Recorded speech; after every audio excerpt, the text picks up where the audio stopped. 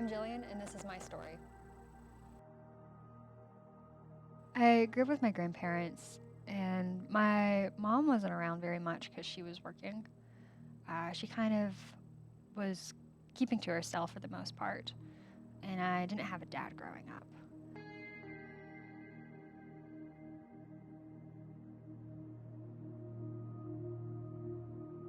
But my grandma is a very passionate woman, especially about Jesus. And so I was constantly in church.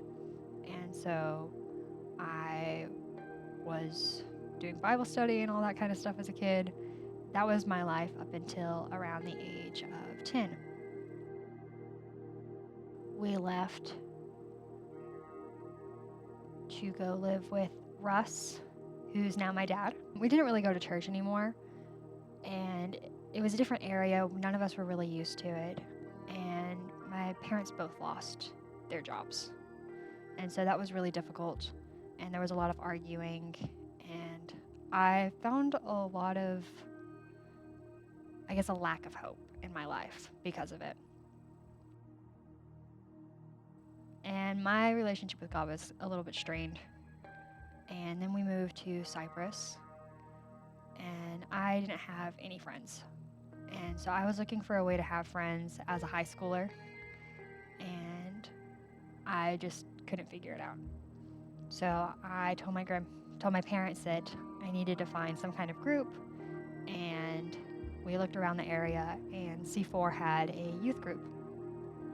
I started attending the C4 youth group and eventually came to church here, found some amazing people, and started growing my faith again, and that was really great. I've always heard that Jesus was the only way, and when I left Dayton and moved out here, there was a lot of unanswered questions. But I think that my faith was really sealed back in October of 2024. I was born partially blind, and I had about 25% of my vision.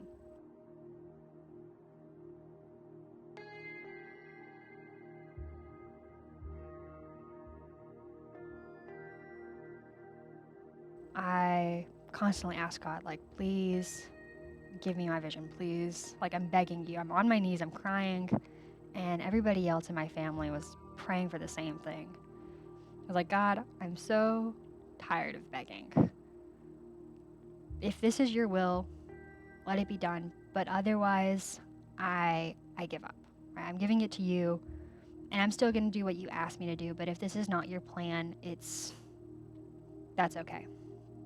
And the next morning, I woke up and I could see.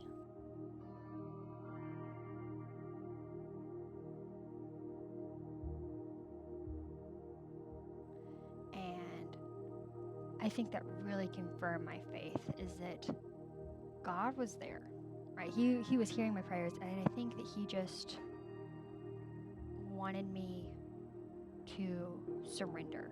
I think in a lot of ways I was holding on and wanted it to be my way. I've always heard that no is an answer, No is an answer from God. And I thought that was the answer I was always going to get.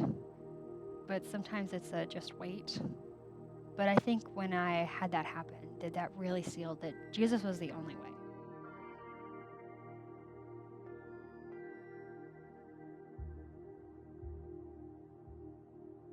I think that people should put that faith and trust is because you don't have to worry about him leaving you.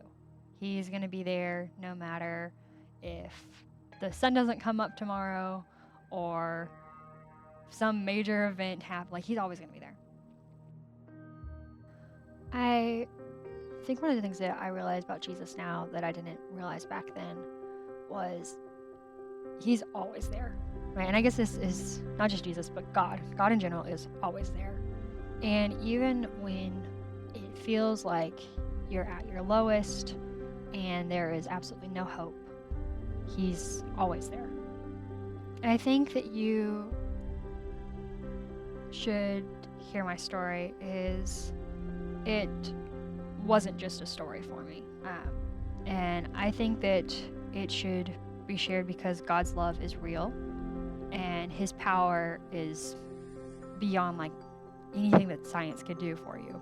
Not having vision, there was a lot of times that we thought about getting like surgically, like trying to fix it, and that he can do something just out of nowhere is so powerful. But I think that overall, like you can take from like my journey is that just because God isn't answering your prayers doesn't mean he's not there, right? No is an answer, and it's a hard answer, especially when you want something so badly, but it's still an answer. And I think that sometimes as Christians, we forget that. And I think we're constantly, just as humanity, we're always looking for a yes, where we're looking for, we want it right now. We don't want to wait. We want it immediately. But sometimes the answer is waiting, and it's a no, or it's kid, you don't want that, like, trust me. And it's difficult. But I think from like my story, you can take that just because you're asking for something doesn't mean that he's not ever going to give it to you, or that you're alone. Just don't give up on your faith because you aren't hearing an answer. God wasn't saying, hey, I don't care about you. You're not my child, right? Like, that's not what he was saying. I think that he was there, but in some ways, like, I was having these things happen to give my faith, I think in some ways, like, to have my faith stronger later and to be able to share my story. I think it's Paul in the Bible, right? He has this thorn in his side, and God's like, he's like, hey, God, like, please take this thorn out of my side. And God's like, no.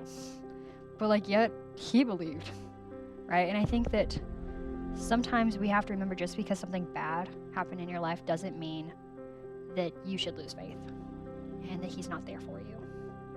And I hope one day that this will be your story too.